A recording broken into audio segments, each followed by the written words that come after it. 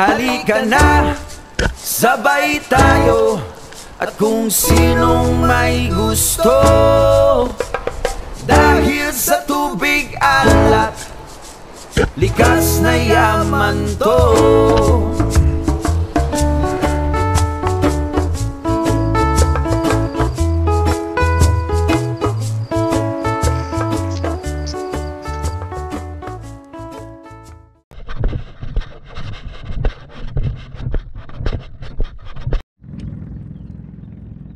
Alright, welcome back mga kaspiro. Muli ay samahan nyo kami sa pangatlong araw nating pamamana. Sana ay may kingmak pa rin.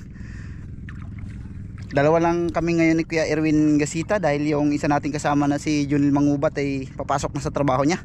At hanggang ngayon lang din naman si Kuya Erwin, kaya malamang nito bukas o kaya sa mga susunod na araw ay ako na lang ulit isa, solo dive na lang ulit. Napakaganda naman ng panahon kaya walang problema. At ayun, sana makadali pa rin tayo ng Tangigi. Salamat sa Diyos sa sunod-sunod niyang biyaya sa atin. 33 at saka 39 kilos, 70 plus din, dalawang araw. At hindi na ako na problema ng panghulog ko sa motor. Ayan, thank you, maraming salamat. Samahan niyo ulit kami ngayong araw sa ating pamamana. Hunting ulit tayo ng mga pelagic. Let's go mga tropa. Sila ay nandito na at hahabol na lang tayo. Let's go mga kaspiro. Sana ay makadali ulit tayo ng mga pelagic ngayong araw. At bahala na ang Panginoon na pagbigay ng blessings, pag-ingat at pagpala. Let's go.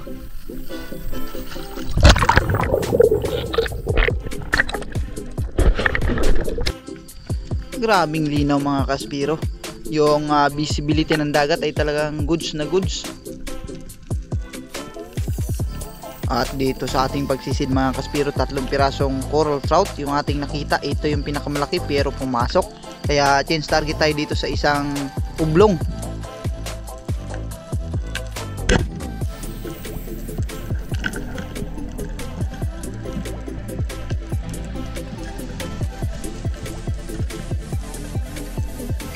Maraming beses na rin akong sumubok na maghunting ng pelagic mga kaspiro. Pabalik-balik na ako sa ilalim pero wala akong nakita. Kaya nung pagkakita ko ng lapu-lapu na ito ay hindi na natin pinalampas dahil maganda na itong panimula.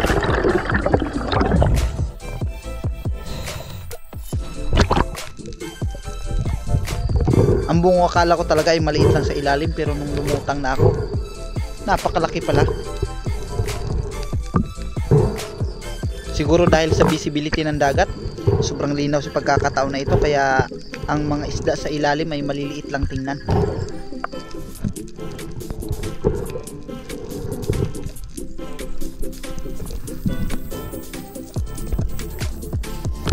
Next dive mga kaspiro, dito ay nakakita na ako ng kingmak na nasa malayo at dinahandahan nating lapitan, pero medyo may pagkailap kaya binilisan ko na.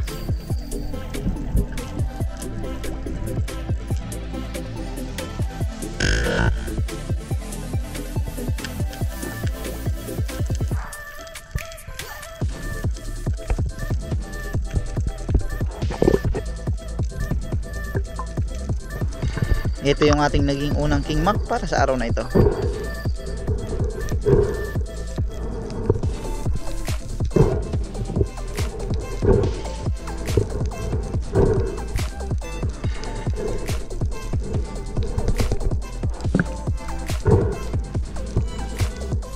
Hindi pa ganong kalakihan, higit kumulang 2 kilo pa lang siguro ito.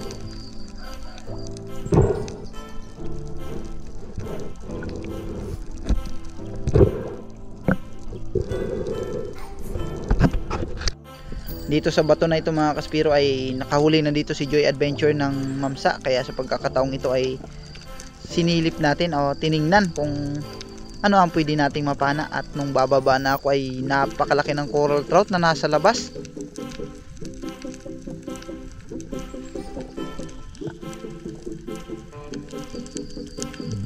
Target lock na sana mga kaspiro pero ito yung nangyari. Biglang tumakbo, hindi pa natin nakalabitan.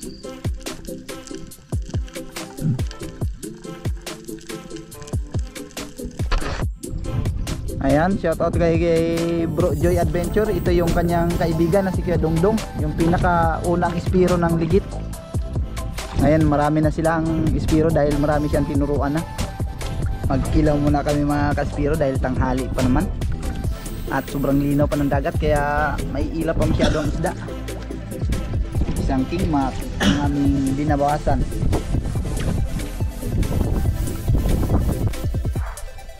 Ang ugali talaga ng isda mga kaspiro depende sa lugar na palagi nilang pinupuntahan. Dito ay madalang lang kasing luminaw kaya kapag kaluminaw ay maiilap na rin ng isda.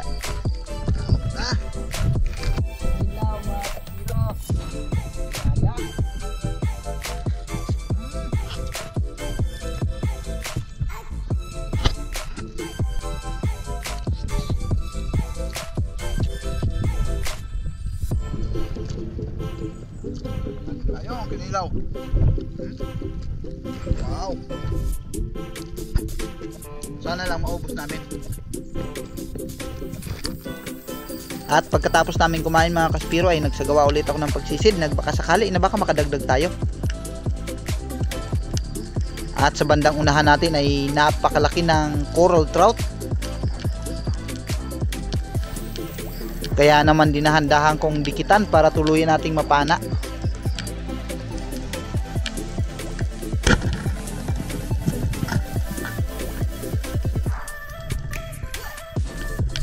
Natiyan yung kanyang pagkakatama. Sayang, napakalaki pa naman sana.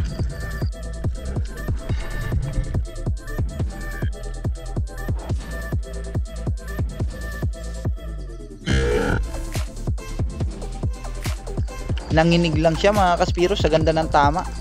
Dito ay sa unahan lang ng pinanaan natin ng lapu-lapu kanina kung saan nakabitaw. Lumapit siguro nung nagkataon na kumakalabog yung lapu-lapu sa pagpalag.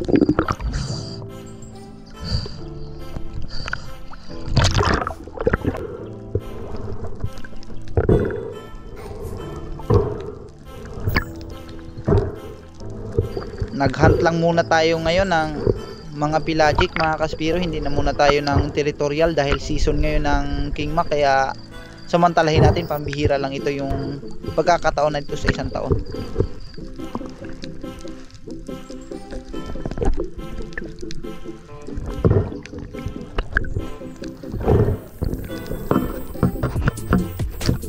Malayo pa nung matanaw ko yung King Mac, kaya naman nagdali-dali akong palapit sa kanya nang sa ganon ay mamit natin yung tamang distansya.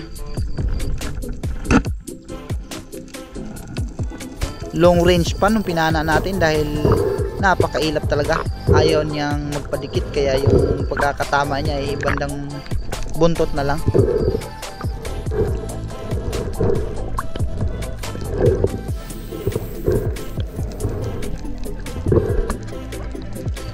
Ito yung ating naging pangatlong King Mac para sa araw na ito.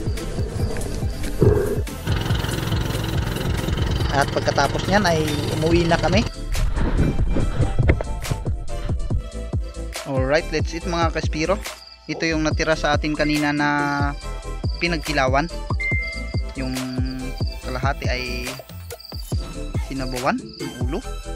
At yung ibang parte ng katawan ay prito naman yung inabot. Ayan, let's eat.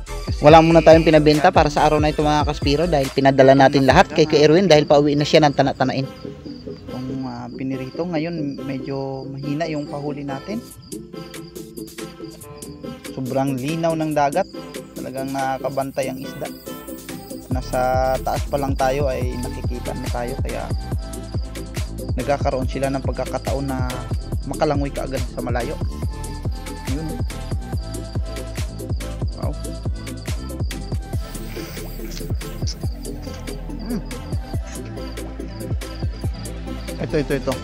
Ito yung atay. Yung atay ng tangigi.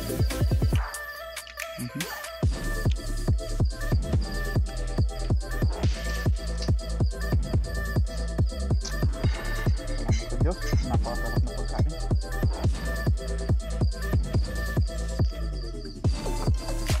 Ayun, no?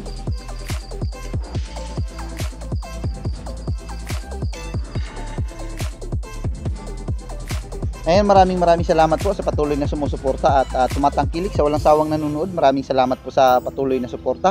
Kay Jerlyn Agbay, Erlin TV, Junil Iski, Pin Expert One Life History, kay Ibony Mercado, Joel Kaibog, Arlon Pagal, Jose Roldan Journalist, Alfredo Akain, Ruby Lara, Kabugsay TV, Nixon Ichon, Gloria Vidal, Buhay Isla, Joel Antonio, Daryl Bungalos, JC Pagmanoha, Danilo at Judes Prince Adalim, kay Romel Navarrete, kay Robin Anilaw, at kay Nistor, kay Romulo at Julie Rotaki.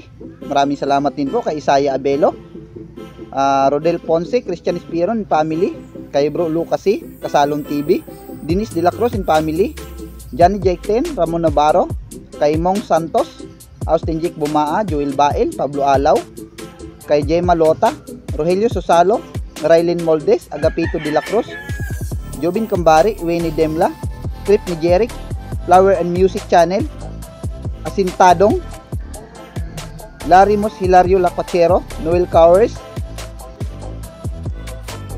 Tatay Amores, Jasper TV, Judith Gomez, Boyet Villacorte, Philip Dave Macario, kaya Arbok TV, Julito Cuesta, kay Modisto Paul, kay Milius Life Under, Julito Cuesta, Modisto Paul, Milius Life Under, Nancy, Tarzan in Palawan, at kay The Street 1 Spear Fishing. Ayan, maraming salamat po.